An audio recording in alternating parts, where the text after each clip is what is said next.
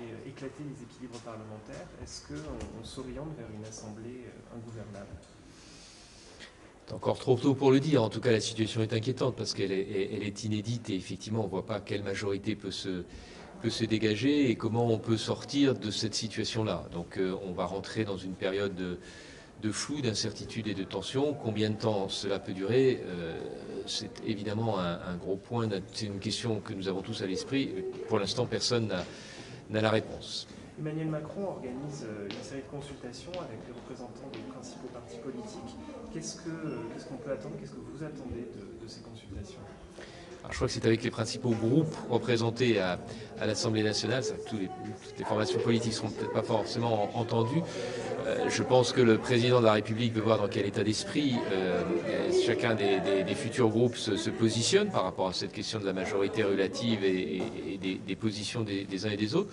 Je pense qu'il donnera aussi des indications sur les textes, les projets de loi qui seront proposés par le gouvernement prochainement pour savoir justement quels seront les éléments en discussion et comment des majorités peuvent se faire autour de chacun de ces textes. Pour vous, pardon, c'est une bonne initiative, cette consultation. À titre personnel, qu'est-ce que vous en pensez? Je suis surpris que ce soit le président de la République et non pas la Premier ministre qui organise ces consultations, puisque c'est le Premier ministre qui va avoir à gérer ce contexte politique à l'Assemblée nationale et à dégager des majorités. Donc, un peu surpris de l'effacement de la Première ministre dans cette phase de discussion avec les principaux groupes. On sait qu'elle a présenté sa démission qu'Emmanuel Macron a refusée. Elle réunit le gouvernement aujourd'hui à 14h, je crois, en milieu de journée.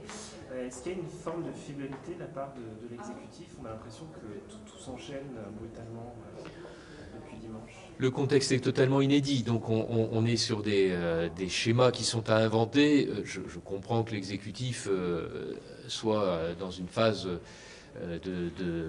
j'allais dire moins traditionnelle et qu'il doit créer ce parcours nouveau à inventer. Donc pas de reproches à leur faire à ce stade sur la façon de procéder. Après, je pense que chacun doit prendre ses responsabilités dans un contexte qui est encore une fois inédit et qui est un élément de fragilisation pour notre pays. Et on a, à travers la situation telle qu'elle est, personne n'en est en soi responsable, mais créer une forme de crise institutionnelle et politique qui vient s'ajouter dans une crise sanitaire qui n'est pas totalement terminée, une crise internationale qui est encore très présente et un contexte économique qui est tendu. Donc c'est encore un élément de fragilité qui vient de s'ajouter. Le Sénat devrait, sauf énorme surprise, conserver durant les 5 ans qui viennent une majorité claire à droite et au centre. Quel pourrait être son rôle dans les 5 ans qui viennent? Face à une Assemblée nationale qui s'annonce plutôt chaotique.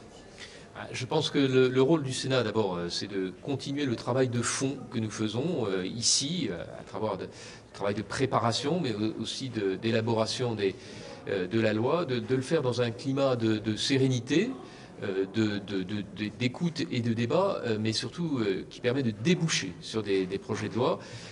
Nous avons un mode de fonctionnement ici qui fait que nous arrivons à travailler sereinement et intelligemment.